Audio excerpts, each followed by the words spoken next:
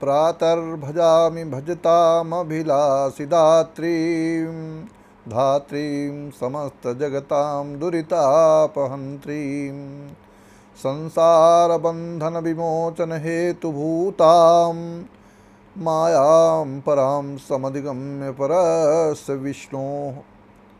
मैं हूँ आचार्य रमाकांत मिश्र। अपने इस YouTube चैनल पर सभी दर्शकों का एक बार पुनः हार्दिक स्वागत करता हूँ। जैसा कि मैं 2019 के बाद में जब से भविष्यवाणी प्रारंभ की हैं, 2020 में जब ये कोरोना काल आया, कोरोना काल के समय में ही भविष्यवाणियों का दौर उस स्थितियों से प्रारंभ होता है कि एक रासौ यदा यान्ति चत्वारः पंचवा ग्रहाः पलावयन्ति तथा पृथ्वीं रुद्रेण जलेन वा। ग्रहण एक क्या है? एक ग्रहों की ऐसी स्थिति के साथ में जब राहु और केतु के साथ में सूर्य चंद्रमा एक राशि पर होते हैं और तब ग्रहण पड़ता है। ग्रहण का क्षेत्रफल कितना, कहाँ होता है, किन देशों में दिखाई देता है, कितनी डिग्री पर दिखाई देता है, कितनी देर पड़ता है, और उस ग्रहों के आकलन के आधार पर सारी ज्योतिषीय गणना लगाई जाती है कि किस देश पर कितना बड़ा प्रभाव होगा।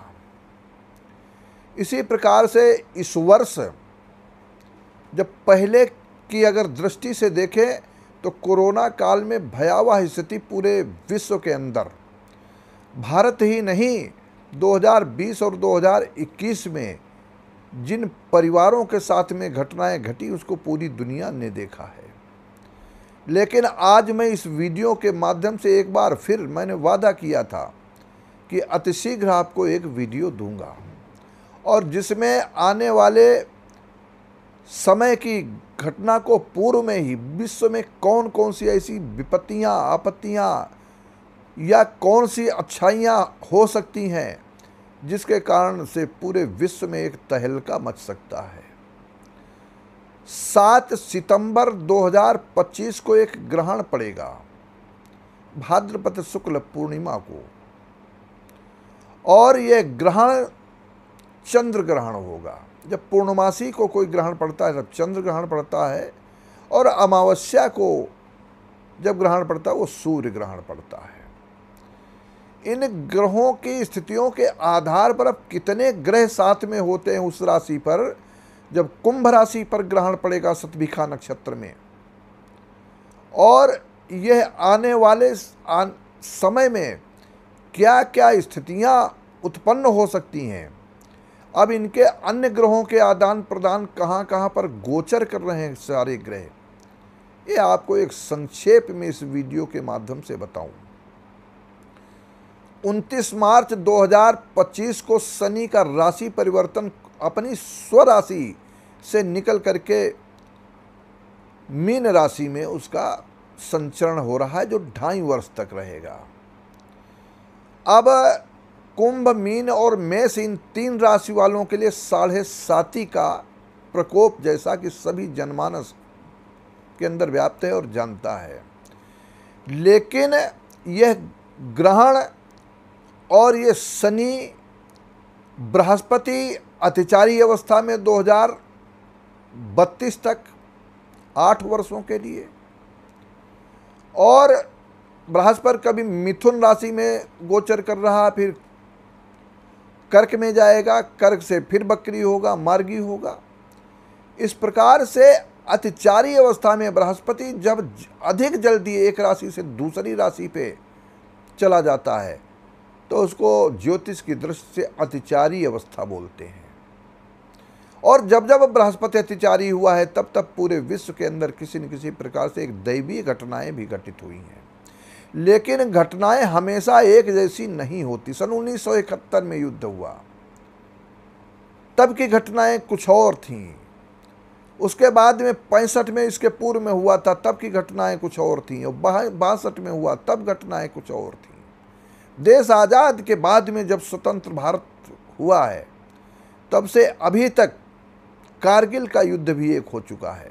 कारगिल में छल प्रपंच की नीति अपना करके पाकिस्तान ने यह आक्रमण किया था। लेकिन आज इस वीडियो में प्रश्न इस बात का है कि कौन कौन सी घटनाएं आने वाले समय में 7 सितंबर के ग्रहण के बाद में, और फिर कौन सी ऐसी स्थितियां हो सकती, यहीं पर से एक ऐसी युद्ध की विभीषिका जो बन रही है, वह युद्ध की विभीषिका कब तक चलेगी और क्या क्या हो सकता है।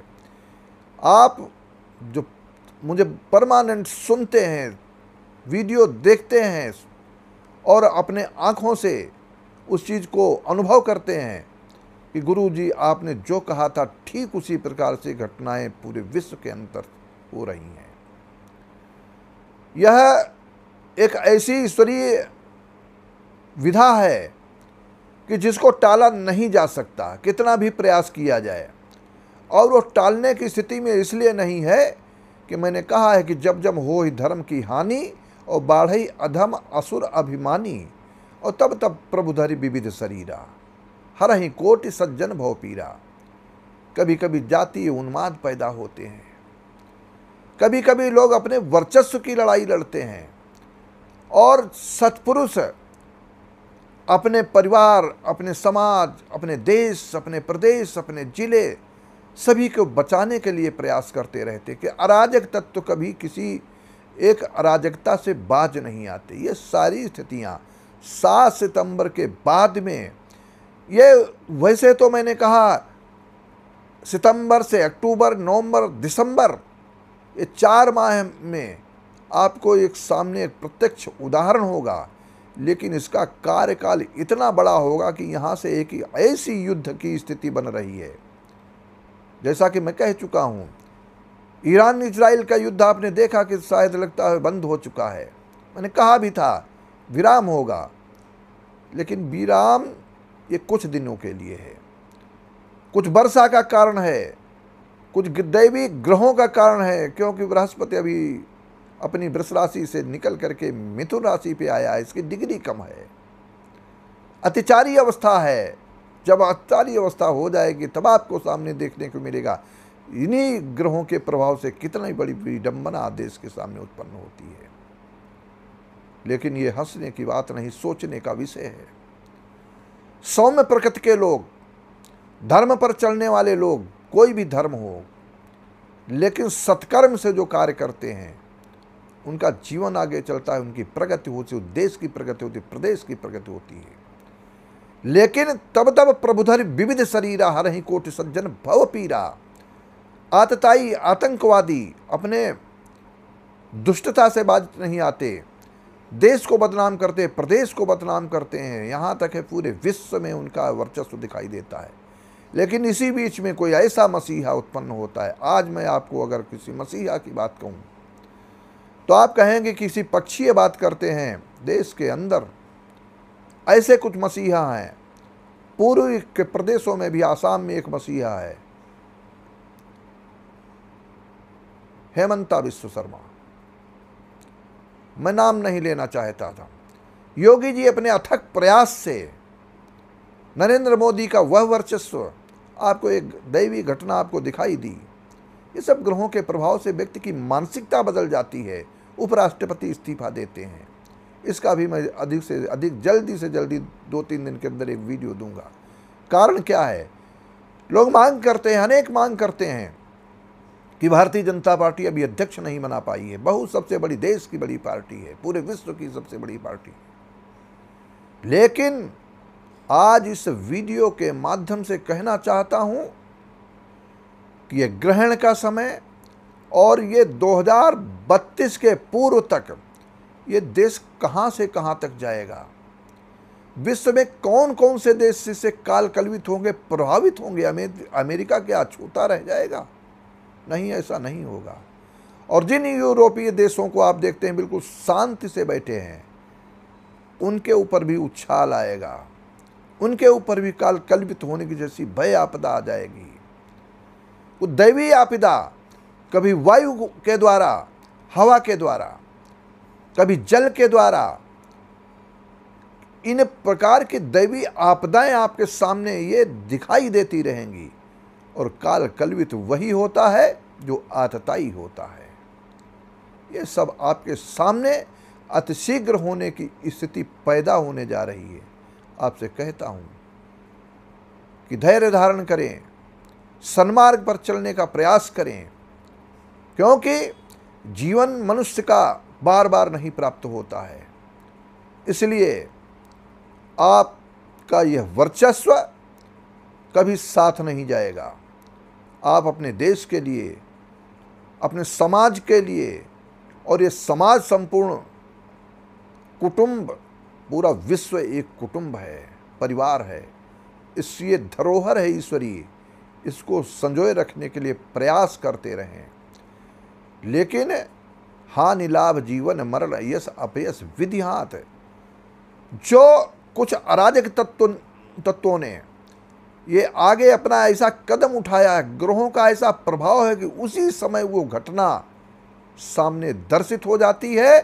तो आपको बताऊं, इस ग्रहण काल के बाद में आने वाले 4 महीने युद्ध की विभीषिका बनेगी, और अनेक प्रकार के प्रलय जैसी स्थिति, कभी हवा के द्वारा, कभी किसी बीमारी के द्वारा, रोग और दोषों के द्वारा, और कभी जल की प्रलय, ये सामने आती रहेगी। ये सब घटनाएं आपके समक्ष जब होंगी, तब आप कहें कि ग्रहों का इतना प्रबल प्रभाव आपके समक्ष दर्शित होता। इसलिए आपसे कहता हूं, आप इस वीडियो को संजो करके रखें। आने वाले समय में पूछूंगा, आप हमें बताएंगे, स्वतः बताएंगे। तब तक के लिए हमारे इस चैनल को अधिक से अधिक सब्सक्राइब करें। जो आज नए लोग देखते हैं उसको सब्सक्राइब अवश्य कर लें। सब्सक्राइब करने से एक मेरा भी एक आत्मबल बढ़ता रहता है, और आप सबका सहयोग बना रहता है। आप सबके लिए बहुत बहुत धन्यवाद।